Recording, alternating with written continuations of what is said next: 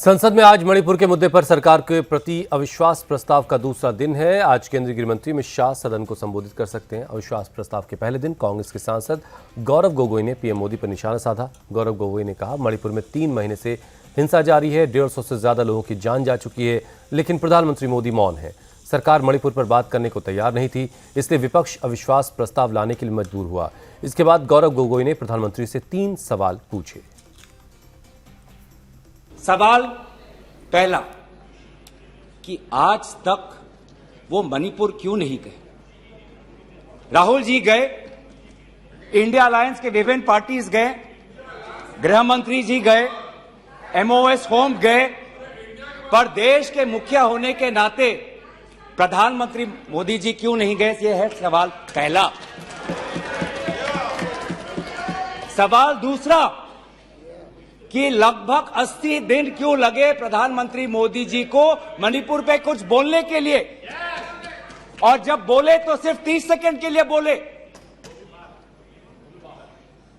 और उसके पश्चात आज तक भी प्रधानमंत्री मोदी जी की तरफ से ना कोई संवेदना का शब्द, ना कोई शांति की याचना। मंत्री मंडल बोल रहे हैं कि हम बोलेंगे। आप बोले, आपको किसी ने नहीं रोका, लेकिन प्रधानमंत्री मोदी जी एक प्रधानमंत्री होने के नाते उनके शब्दों में जो महत्व है वो किसी मंत्री के शब्दों में नहीं है, माफ कीजिएगा। सवाल हमारा तीसरा कि प्रधानमंत्री जी ने आज तक मणिपुर के मुख्यमंत्री को बर्खास्त क्यों नहीं किया। मणिपुर के मुख्यमंत्री में ऐसा क्या आपने विशेष, आपका आशीर्वाद आप दे रहे हैं, जिन्होंने खुद कबूल किया है कि आज मेरे कारण एक इंटेलिजेंस फेलियर हुआ है।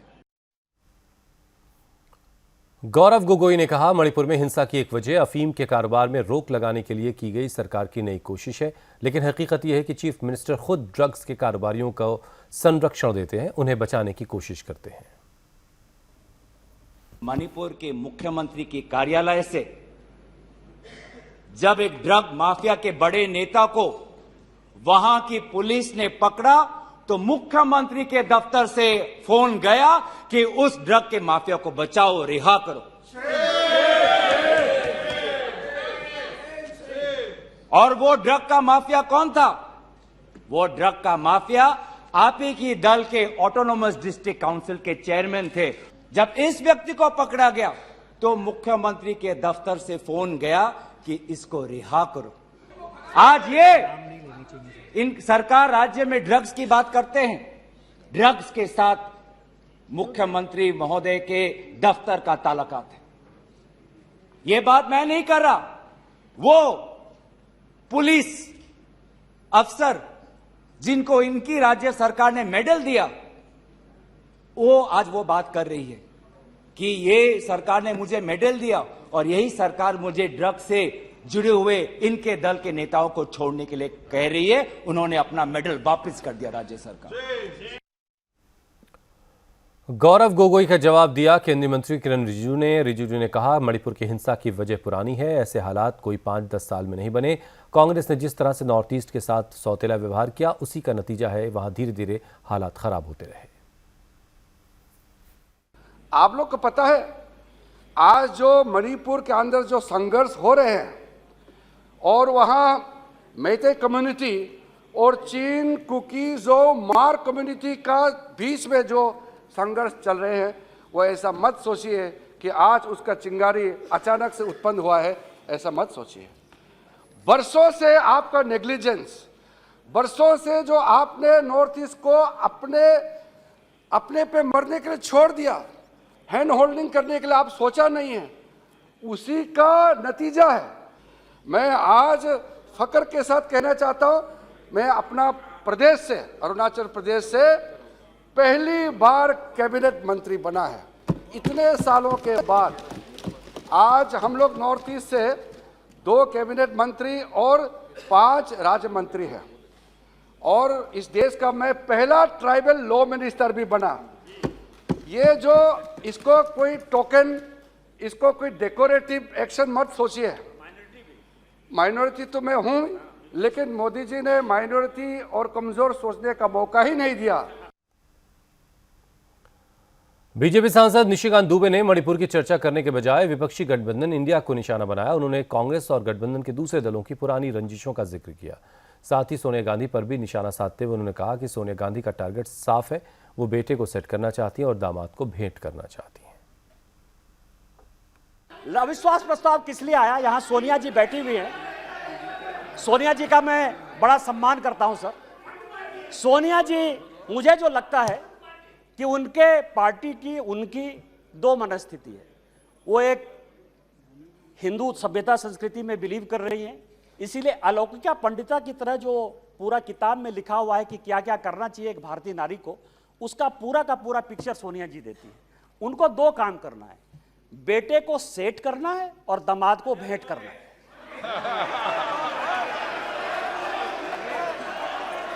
अरे जिसका नेम ले रहा है वो बोले ना, जिसका नेम ले रहा है वो बोले, ये लोग क्यों बोल रहे हैं? जो अविश्वास प्रस्ताव है सर, ये अविश्वास प्रस्ताव का जो मूल मंत्र है कि बेटे को जो है सेट करना है और दामाद को भेंट करना है। दामाद जी हैं, दामाद जी के नाम पर कौन दामाद? कोई भी दामाद हो सकता है।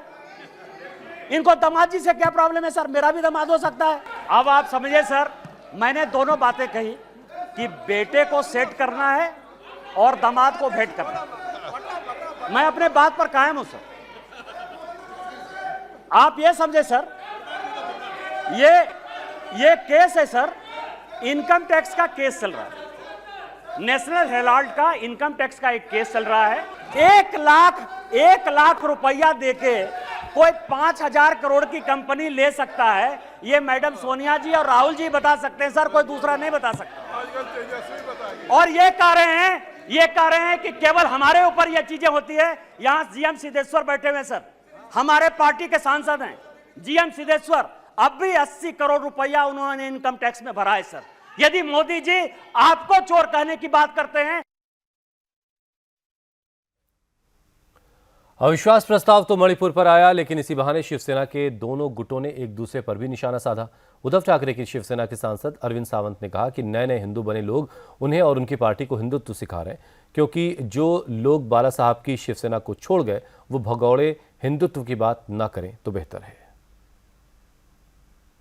वो हमें हिंदुत्व सिखा रहे हैं, हम पैदाइशी है, ये हमें हिंदुत्व सिखा रहे।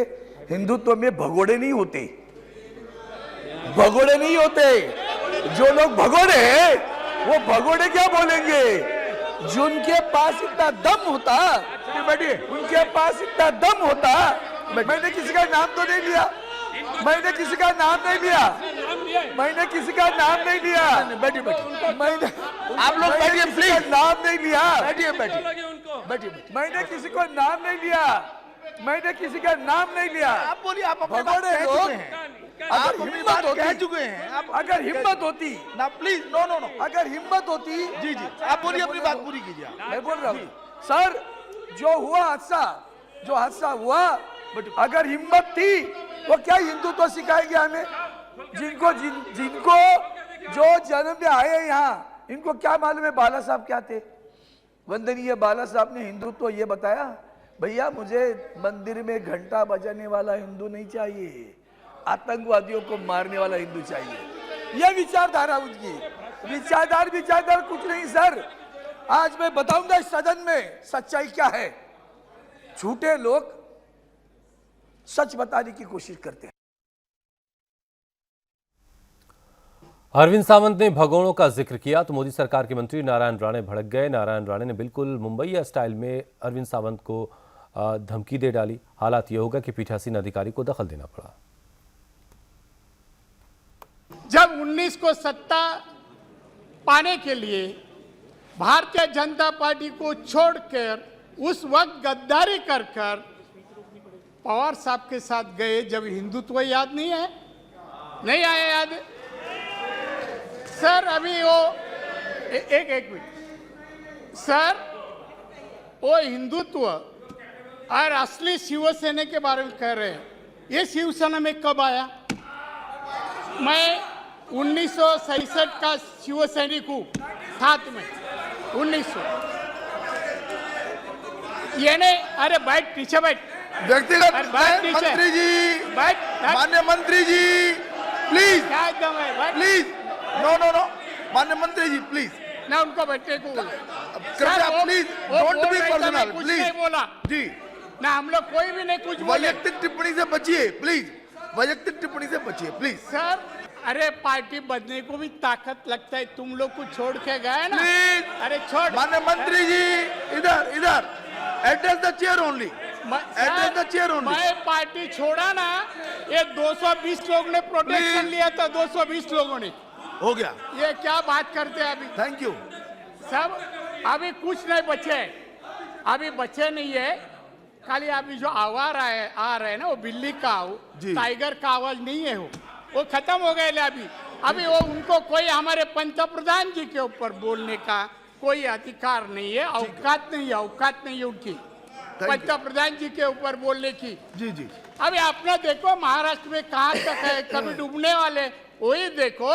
मगर भारतीय जनता पार्टी और माननीय पंतप्रधान जी हमारे माननीय अमित शाह, इनके ऊपर उंगली भी बताया ना, थैंक यू। तो तुम्हारी औकात में निकालूंगा क्या असलियत है। इधर इधर